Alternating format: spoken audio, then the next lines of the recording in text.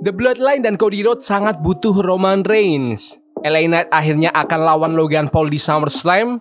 Bayley hancurkan koper Money in the Bank-nya Tiffany Stratton. Selamat datang di Extra Smack, dimana kita akan nge-review episode SmackDown pagi ini tanggal 20 Juli 2024. Sebelum kita lanjut, tahu pengen kalian like dan share video ini ke teman-teman kalian yang suka WWE. Dan jangan lupa subscribe, soalnya channel ini upload video setiap hari. Let's go. SmackDown hari ini dibuka oleh sang juara WWE kita, The American Nightmare, Cody Rhodes, menyambut para penonton di arena dan menghampiri petinju terkenal, Terence Crawford yang sedang duduk menonton di kursi terdepan. Cody masuk ring dan bilang perihal The Bloodline yang menyerang Randy Orton minggu kemarin. Cody menyatakan kalau Randy Orton itu sudah termasuk keluarga, dan tanpa Randy Orton, mungkin Cody gak bakal jadi juara sekarang. Tiba-tiba Austin Theory dan Grayson Waller masuk ke arena. Theory menyalahkan bengkak gusinya ke Cody karena gara-gara Cody, Jacob Fatu minggu kemarin menyerang mereka. Saat mereka masuk ke ring, Cody langsung menyerang mereka berdua, tapi karena kalah jumlah, Cody dilemparkan keluar ring. Petinju yang sedang menonton itu memberikan Cody sebuah kursi untuk melawan 8 Town Down Under. Cody langsung masuk ring dan menghantam mereka berdua dengan kursi, membuat mereka mundur dan Cody berpose mengangkat sabuk kejuaraannya di tengah ring. Promo yang bagus oleh Cody Rhodes untuk memulai SmackDown hari ini masuk akal untuk menampilkan Theory dan Waller yang menyalahkan Cody atas serangan Jacob Fatu. Itu juga merupakan cara bagi Cody untuk menunjukkan pola pikirnya bahwa dia siap bertarung dengan siapapun. Promo ini udah pasti akan mempersiapkan pertandingan utama untuk SmackDown hari ini. Segmen Carmelo Hayes sedang menata rambutnya, mengancam akan habisi Andrade di pertandingan mereka nanti. Pindah ke ruangan sebelah, Cody Rhodes minta ke Nick Aldis untuk bikinkan pertandingan dengan 8 Town Down Under. Nick Aldis tidak memperbolehkan sang juara untuk 1 lawan 2, jadi Nick menyuruh Cody untuk mencari partner tag-nya sebelum pertandingan utama hari ini dimulai. Langsung ke pertandingan pertama di SmackDown hari ini antara Carmelo Hayes melawan Andrade.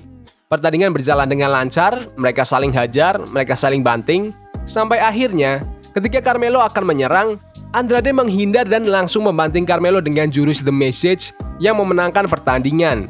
Ini pertandingan hebat yang penuh aksi dan penonton semakin bersemangat seiring berjalannya pertandingan, tetapi dengan gulat yang luar biasa terjadi di ring, membuat para penggemar lebih peduli dan reaksi penonton juga membantu pertandingan ini.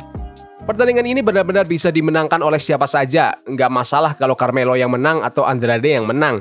Ini nih contoh dari bookingan yang baik, soalnya bikin kita semua akan lebih tertarik kalau hasilnya itu tidak terlalu jelas. Good stuff. Segmen interview antara sang juara, Bayley, dengan sang penantang, Nia Jax. Nia bilang kalau dia akan menghabisi Bayley di SummerSlam. Terus Bayley heran karena Nia dari dulu masih aja belum berubah. Masih aja kurang ajar dan asal-asalan. Bayley bilang kalau dia akan masuk dan keluar dari SummerSlam, masih menjadi champion. Nia Jax malas mendengar Bayley lagi dan langsung keluar. Segmen belakang panggung, Bianca Belair, Jade Cargill, dan Chelsea Green Piper Niven saling bentrok karena sama-sama ingin bertemu Nick Aldis. Terus Bianca nantang Chelsea untuk bertanding di ring.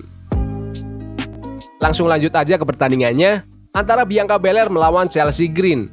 Saat Bianca mencoba untuk bantingan KOD, Chelsea menepis dan ngerol Bianca, tapi Bianca berhasil membalikannya untuk memenangkan pertandingan. Pertandingan singkat untuk para wanita ini. Chelsea hampir aja cedera gara-gara suplex. Aku gak terlalu suka pertandingan ini sih, soalnya terlalu singkat dan gak ngebantu siapapun di sini. Semoga aja semakin kesini Chelsea itu bersikap lebih serius, biar ada ketegasan sedikit di karakternya. Setelah pertandingan, sang juara tag team wanita Unholy Union bilang akan mengkonfrontasi Bianca dan Jade di SmackDown minggu depan. Gelar tag team wanita emang jarang terlihat dan jarang dipertahankan. Ini akan lebih baik kalau ada konsistensi untuk menampilkan gelar itu lebih sering. Lanjut ke segmen penandatanganan kontrak untuk kejuaraan gelar Amerika Serikat WWE. Nick Aldis berdiri di atas ring, bilang kalau kontrak ini udah ditandatangani oleh dirinya dan LA Knight. Jadi di segmen ini akan berusaha mendapatkan tanda tangan dari sang juara, Logan Paul. LA Knight dan Logan Paul masuk ke arena. Logan Paul bilang kalau LA Knight ini tidak pantas untuk mendapatkan pertandingan gelar juara. LA Knight bilang kalau Logan Paul itu banci, gak kayak adiknya Jack Paul yang berani lawan Mike Tyson. Tapi Logan malah gak berani lawan LA Knight. Logan gak terima dan langsung menandatangani kontrak itu. Lalu bilang, setelah Logan kalahkan LA Knight di SummerSlam, LA Knight bakal nggak punya apa-apa lagi. Logan menyerang LA Knight dari belakang, tapi LA Knight bisa hajar balik Logan, dan Logan pun akhirnya keluar dari ring dan kabur. Nih, aku suka LA Knight, tapi Logan Paul di SmackDown hari ini tuh buktiin kalau dia salah satu yang terbaik di promo. Logan bilang kalau dia itu nggak perlu bertanding di SummerSlam karena di luar WWE, Logan itu orang yang sukses parah. Tapi kayaknya LA Knight bakal kalahin Logan Paul di SummerSlam. Soalnya Logan hampir tidak pernah mempertahankan gelarnya itu kan. Jadi aku pengen melihat LA Knight sebagai sang juara. Komen di bawah, menurut kalian LA Knight harus menang di SummerSlam atau tidak? Segmen belakang panggung, LA Knight ketemu Santos Escobar dan Elektra. Santos menantang LA Knight untuk bertanding sebelum SummerSlam. Jadi kalau Santos kalahin LA Knight, Santos bisa langsung dapat kesempatan kejuaraan gelar Amerika Serikat kalau LA Knight menang di SummerSlam. Lanjut ke pertandingan antara Tiffany Stratton melawan Michin. Pertandingan berjalan dengan lancar sampai Bayley tiba-tiba datang dari arah penonton, mengganggu pertandingan. Bayley hantam Nia Jax dengan koper Money in the Bank dan langsung menghancurkan koper milik Tiffany tersebut. Karena Tiffany teralihkan, Michin dengan mudah roll up pin Tiffany untuk memenangkan pertandingan. Kemenangan yang sangat langka bagi Michin berkat asis dari Bayley, lanjutkan alur cerita Bayley dan Nia Jax serta menambahkan Tiffany ke cerita itu juga. Good stuff.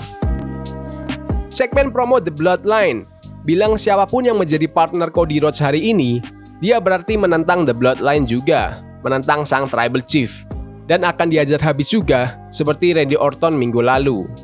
Pindah ke ruangan sebelah, Cody Rhodes terlihat siap dengan kostumnya, lalu terlihat Kevin Owens yang sedang bersiap juga. Partner Cody untuk pertandingan nanti yaitu Kevin Owens. Langsung aja masuk ke pertandingan utama hari ini antara A-Town Down Under melawan Kevin Owens dan Cody Rhodes. Pertandingan berjalan dengan lancar, mereka saling hantam, mereka saling banting, tidak ada gangguan sama sekali. Sampai akhirnya, Grayson akan menghantam Cody tapi malah mengarah ke Theory. Untung saja Theory menepis. Itu ngebuat Cody berhasil luncurkan Cody Cutter ke Theory. Dan Kevin Owens juga berhasil nge-stunner Grayson Waller. Cody dan Kevin pun memenangkan pertandingan. Sudah cukup jelas apa yang akan terjadi di pertandingan utama hari ini dengan tim super babyface Cody Rhodes dan Kevin Owens mengakhiri dengan kemenangan.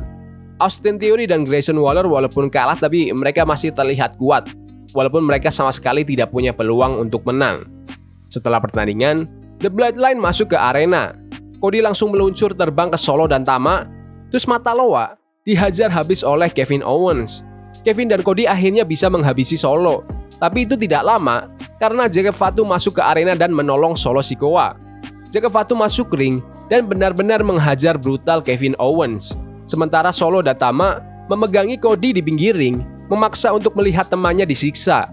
Setelah itu, The Bloodline membanting Cody Rhodes ke meja komentator. SmackDown hari ini diakhiri dengan lagi-lagi The Bloodline berdiri tegak di atas Cody Rhodes dan Kevin Owens yang terkapar. Lanjut lagi tren The Bloodline yang memanting orang setiap minggu ke meja komentator. Waktu itu Paul Heyman, minggu lalu Randy Orton, dan minggu ini Kevin Owens. Harus ada seseorang yang bisa lawan mundur The Bloodline sih, tetapi mungkin seseorang itu akan muncul di SummerSlam, bukan di SmackDown. Walaupun WWE nge-booking The Bloodline Solo ini itu jadi faksi yang lebih ganas dari faksi manapun, tapi menurutku masih kurang aja. Jake Fatu malah lebih cocok. Bahkan Tama Tonga lebih punya aura. Menurutku Solo malah lebih nakutin waktu masih jadi enforcernya Roman. Gak tahu dengan mereka nampilin Solo seperti ini tuh efektif apa enggak, tapi setiap minggu kelihatan repetitif banget.